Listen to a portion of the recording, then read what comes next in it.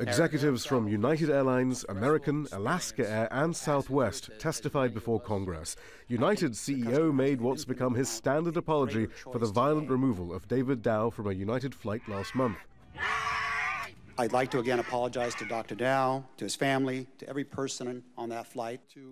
Members of Congress raised several issues beyond the bumping of passengers, like the terms of carriage passengers agree to when they check a box as they buy a ticket. Some of them are 37,000 words, 67 pages long, and I would say very few passengers have any idea what their rights are.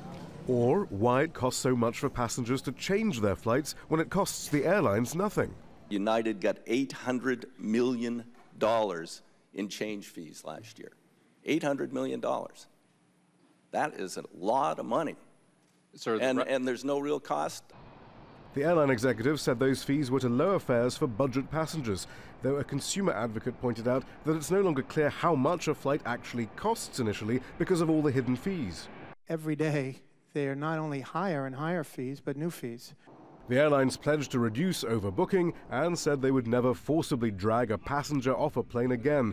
The fundamental issue hanging over this hearing, though, was whether customers are being treated unfairly because competition is so limited. Just 4 airlines control 85% of the U.S. market. Many regions in the U.S. are served by just 1 or 2 airlines. We don't have a choice. You have a choice to not buy a Pepsi, you have a choice to not go with Verizon, or you can go with T-Mobile or Sprint, because that is highly regulated by this Congress, telecommunications. More so than it is with you all, but there's no option to not fly.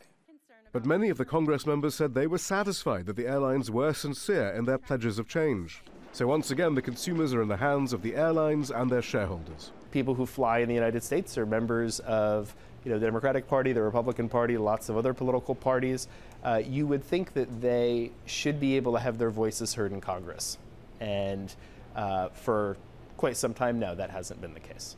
Some legislation has now been proposed in Congress to regulate the airlines more closely. But the major consolidation of the industry occurred under President Obama, despite his pledges of consumer protection. It does seem unlikely that President Trump will now crack down to ensure shareholder profits aren't coming before consumer welfare. Shihab, Rattansi, Al Jazeera, Washington.